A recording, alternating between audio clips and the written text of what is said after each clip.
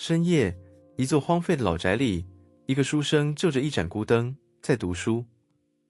灯火很小，只在四周无边的黑暗里撑开一小圈昏黄的光。窗外是一片冷月照着的荒院，枯树、野草，一层淡淡的雾。就在这时，他忽然觉得黑暗深处有一道苍白的人影，正静静地站着，望向他这边。你以为这是一个鬼故事的开头，一个书生半夜在荒宅里撞见了女鬼。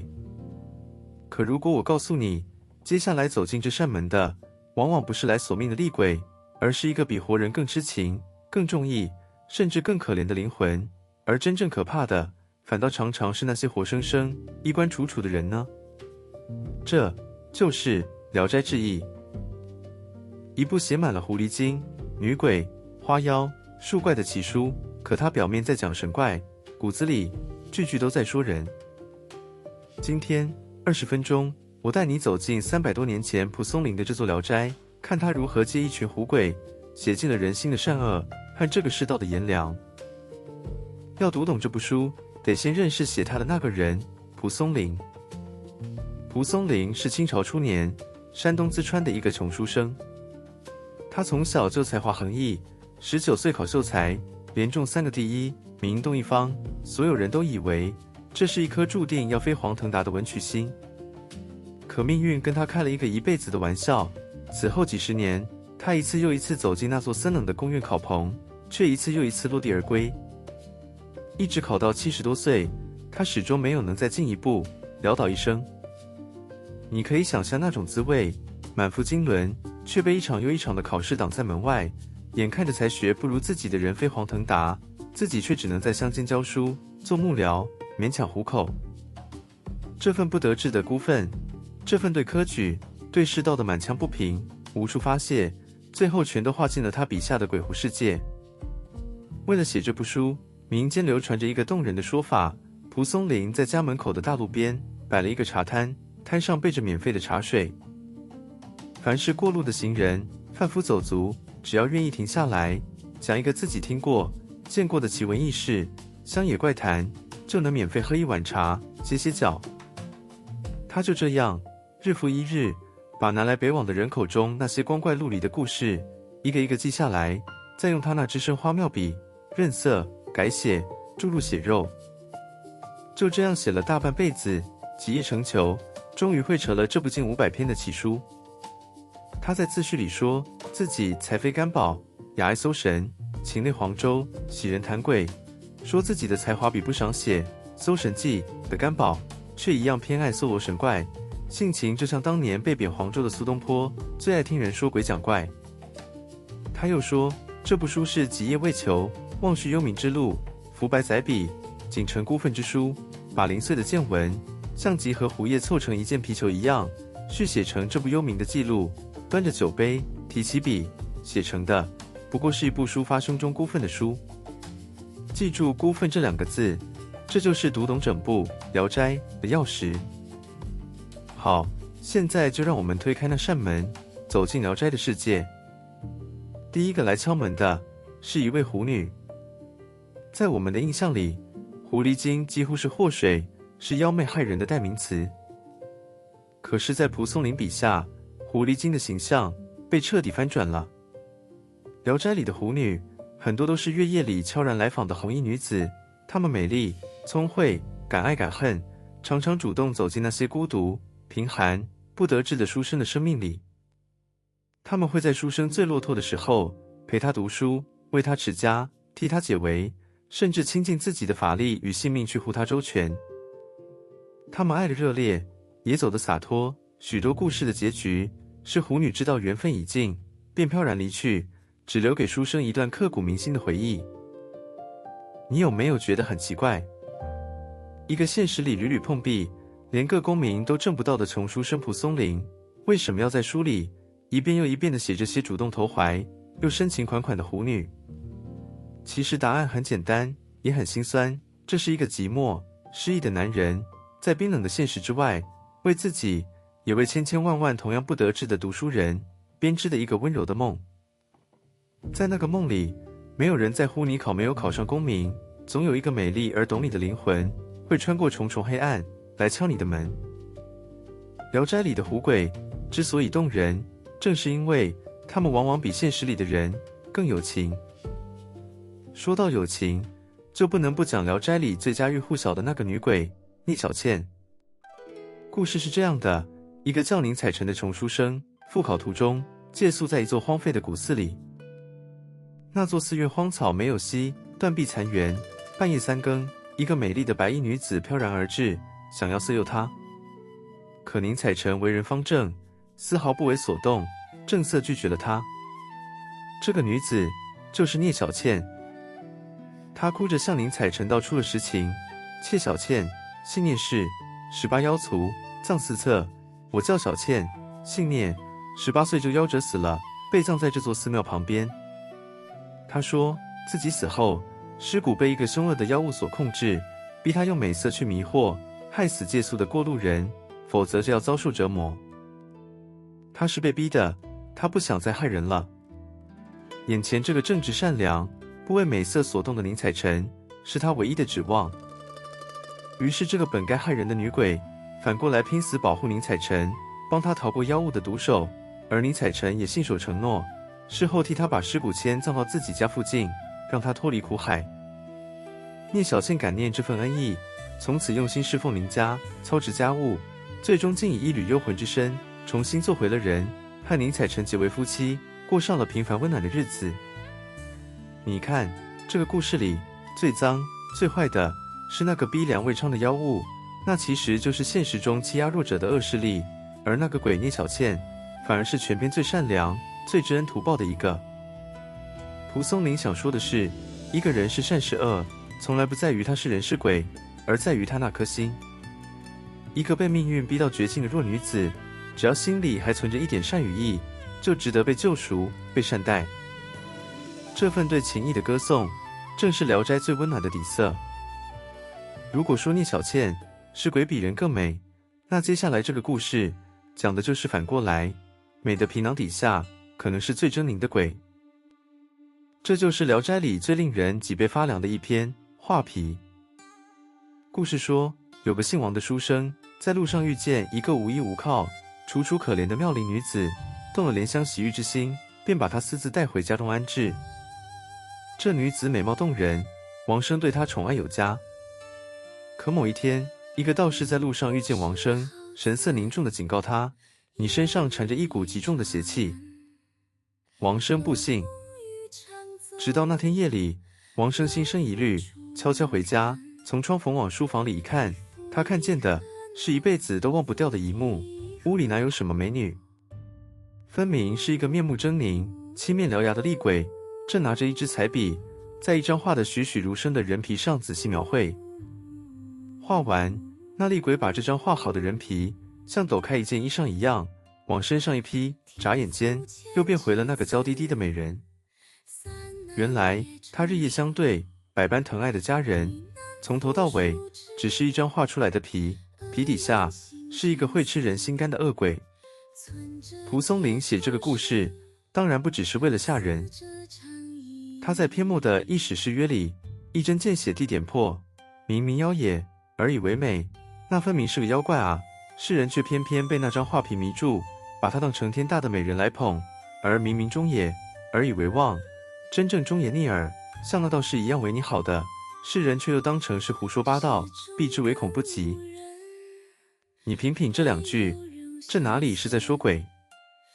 这分明是在说人世间。多少人被一张漂亮的画皮迷惑，看不清皮囊底下的人心，又有多少句逆耳的忠言被当成了恶意？画皮这两个字，早已成了我们今天形容一个人人面兽心、徒有其表最传神的成语。看过了害人的妖、报恩的鬼，《聊斋》里还有一种狐女，美得像一道光，那就是那个永远在笑的女孩英宁。英宁是一个狐女所生，又被鬼母养大的女孩。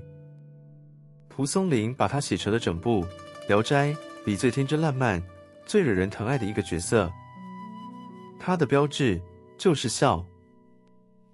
书生第一次见到她是在郊外，她手里拈着一枝梅花，笑得花枝乱颤，后来书生辗转找到他山中的家，但凡见了人，他永远是笑，憨憨的笑，痴痴的笑，笑到旁人都拿他没有办法。他活在开满花的山野里，爱花爱笑，纯真的像个还没有被世俗污染的孩子。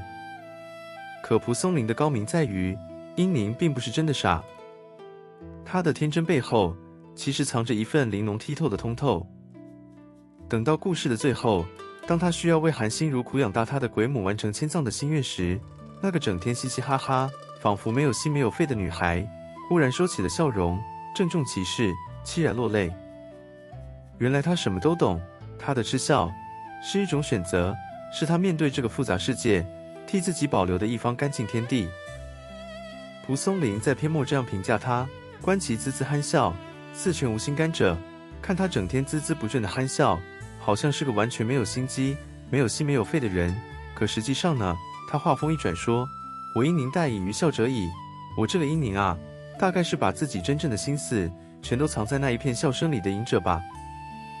在一个处处算计、人人戴着面具的世道里，蒲松龄借因您告诉我们，能够守住一颗赤子之心，能够由衷地开怀的笑，本身就是一种了不起的智慧，也是一种最奢侈的福气。聊斋并不只有风花雪月、人鬼情长，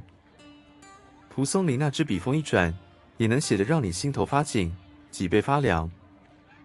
接下来这个故事没有鬼，可它比任何鬼故事都更可怕，因为它写的是真实的人间。它叫促织，促织就是蟋蟀。故事发生在明朝，当时的皇帝喜欢斗蟋蟀这个游戏，于是这份雅兴一层层摊派下去，变成了地方官府逼迫百姓进贡上等蟋蟀的苛政。故事的主角是一个老实巴交、被派去征收蟋蟀的小人物，叫程明。他自己捉不到好蟋蟀，又教不出岔，被打得皮开肉绽，走投无路，几乎要寻死。好不容易，他历尽艰辛捉到了一只神俊的好蟋蟀，全家人把他当成救命的宝贝一样供着。谁知道他那年又好奇的儿子一个没有留神，竟把那只蟋蟀弄死了。孩子吓坏了，知道自己闯下了滔天大祸，竟然投井自尽。一个活生生的孩子就为了一只小小的蟋蟀丢了性命。后来故事里，那孩子的魂魄化成了一只清洁善斗的小蟋蟀，替父亲斗赢了所有对手，层层进贡上去，这才让全家因祸得福。你听出这背后的荒谬与血泪了吗？蒲松龄在篇末沉痛地写道：一人飞升，先及鸡犬。古话说一个人得道升天，连他家的鸡和狗都跟着沾光成仙。他用这句反话狠狠刺向那条荒唐的食物链，上头的皇帝不过是随手玩一只小虫子，可这点微不足道的喜好，一层层压下来，到了最底层，竟逼得一个无辜的孩子用性命去填，逼得一个老实的家庭家破人亡。蒲松龄集一只蟋蟀，把封建时代最底层小民的无助与悲哀写得字字泣血。这已经不是志怪，这是赤裸裸的讽刺。如果说促织是把刀刺向杨氏的苛政，那接下来这个故事，蒲松龄干脆把整个官场搬进了阴曹地府。这就是《聊斋》里最酣畅淋漓的一场讽刺。席方平。故事说，有个叫席方平的人，他的父亲在世时得罪了一个富豪，富豪死后，在阴间用钱买通了地府的官吏，把席方平的父亲抓到阴司去百般折磨。席方平是个大孝子，为了替父亲伸冤，他做了一件惊天动地的事，魂魄自愿下到阴间，去地府的公堂，一级一级的告状。可结果呢？他先告到城隍，城隍收了富豪的贿赂，把他打了出来。他不服，再告到郡司，郡司一样贪赃枉法。他再一路告到阴间最高的阎王殿，没有想到连阎王都早已被金钱买通。席方平在阴间被这些贪官污吏用尽了酷刑，上刀山，下油锅，被锯成两半，受尽了人间想象不到的折磨。可他咬紧牙关，宁死不屈，一次又一次告下去，那股劲撼天动地。你看明白了吗？蒲松龄写的根本不是地府，他笔下那个从上到下层层贪腐，有钱就能买通一切，把穷人冤屈踩在脚下的阴间，分明就是他亲眼所见，那个让他孤愤一生的人间官场。只不过他把他搬到了阴间，骂得更狠、更痛快。蒲松龄借席方平这个万劫不移的硬骨头告诉我们，在一个黑暗到连地府都腐烂的世界里，一个小人物想讨回一个公道，要付出何等惨烈的代价。他在篇末赞叹席方平忠孝志定，万劫不移，是说他那份尽忠尽孝的志向坚定不移，哪怕历经万般劫难，被打入几世轮回，也绝不动摇。这份不向强权低头的硬气，正是蒲松龄及胡鬼最想替天下小民呐喊出来的东西。骂完了世道的不公，蒲松龄也没有忘了回过头来温和地点一点我们每个普通人身上的毛病。这个故事轻松有趣，却一样发人深省。崂山道士，故事的主角又是一个书生，姓王。这位王生呢，吃不了苦，却一心向往神仙方术，总想学一身呼风唤雨的本事。他听说崂山上有神通广大的道士，便上山去拜师求道。可上山没有几天，每天让他做的都是上山砍柴这类又苦又累的粗活，半点法术也没有教。王生吃不消，动了下山的念头。临走前，他厚着脸皮向师傅求一门法术做补偿。师傅便教了他一个穿墙术，口诀念对，低头往墙上一撞，就能穿墙而过。王生一试，果然身子轻轻松松就穿了过去，得意极了。道士临别前叮嘱他，回家以后必须心术端正，潜心修持，这法术才会灵验。可王生回到家，迫不及待想在妻子面前炫耀，学着当日的样子，念了咒，低头就往自家墙上猛地一撞，结果砰了一声，脑袋撞在坚硬的墙上，重重摔倒，额头上鼓起一个大包。原来他离了那份敬畏与专注的心，法术早就不灵了。蒲松龄在篇末笑着说，而不知是这位王生者正负不少。他说，听了这个故事的人没有不大笑的，可大家笑归笑，却不知道这世上像王生这样的人其实多得很啊。你想想，是不是这个理？多少人做事吃不了苦，下不了真功夫，却总幻想着有什么一步登天的捷径，什么一夜暴富的秘技，好不容易学了点皮毛，就急着去炫耀卖弄，结果在现实的墙上撞得头破血流。蒲松龄用一个穿墙的笑话，轻轻点醒我们，这世上从来没有不劳而获的穿墙术，唯有脚踏实地，肯下苦功，才是真正穿得过去的那道墙。讲了这么多故事，你可能已经发现，在蒲松龄笔下，那条人和鬼、人和狐、人和草木之间的界限其实非常模糊。我想再带你看《聊斋》里几个最动人也最耐人寻味的画面。你看那提着一盏灯在月夜幽径上为书生引路相伴的狐女，你看那在荷塘水亭里与心爱之人抚琴吟诗共度良宵的女鬼，甚至你看那满园的花妖树精，一株开得正盛的老树，一架垂落的紫藤，都能化作一个有血有肉为情而生的女子。在蒲松龄眼里，天地万物，狐也好，鬼也好，草木也好，皆有情，皆有灵。他们对待爱情往往比薄情的世人更专一，更纯粹，也更敢于付出。可是蒲松龄终究是清醒的。在《聊斋》里还有一类故事，讲的是红颜白骨的虚实，月光底下一个绝色的美人，影子投在墙上，竟是一具森森的白骨。今夜在你眼前巧笑倩兮的红颜，也许正是荒冢里的一堆枯骨。这是蒲松龄在缱绻深情之外轻轻点的一笔禅意，他在提醒我们，皮相是虚幻的，是会变的，美色与白骨本是一体的两面。执着于皮囊的美丑终究是一场空，唯有那份穿透了生死，不在乎你是人是鬼的真心与情谊，才是这世间唯一靠得住也唯一值得追寻的真实。所以你慢慢就明白了，蒲松龄写狐写鬼从来不是为了猎奇吓人，他是借这群比人更痴、更真、更敢爱的狐鬼，狠狠地反衬出现实中人的凉薄、虚伪和算计。当一个人连狐鬼都不如的时候，这个鬼故事才真正令人不寒而栗。聊斋里的故事大多有一个相似的结局：天亮了，晓色初露，晨雾渐渐散去，那盏彻夜相伴的灯也灭了。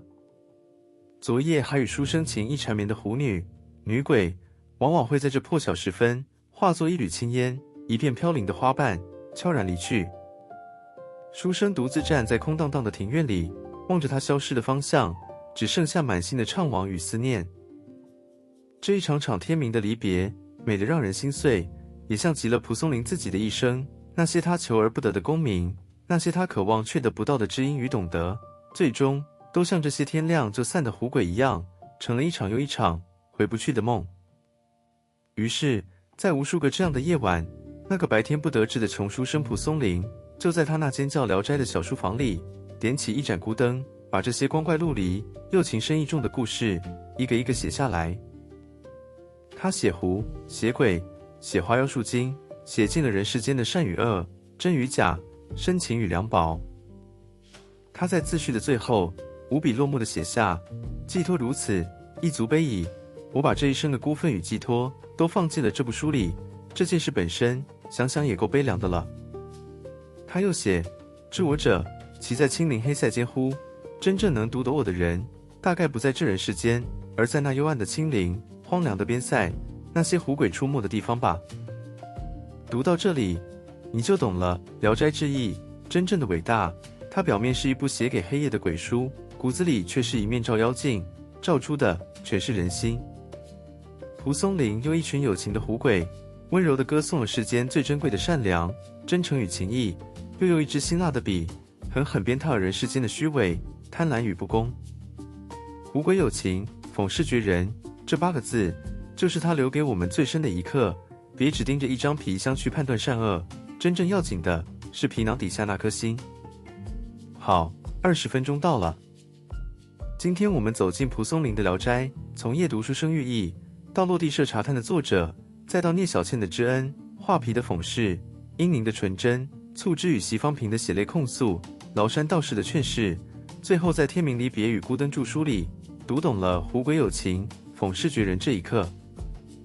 如果这趟聊斋之旅让你有收获，记得订阅频道，我每周用20分钟带你读完一本值得读一辈子的好书。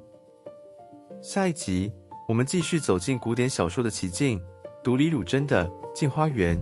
跟着主角去航行那些光怪陆离的海外奇国。最后在留言区告诉我，聂小倩、英宁、画皮的厉鬼、席方平这么多聊斋里的人物，哪一个最让你难忘，或最让你心疼？我们下集见。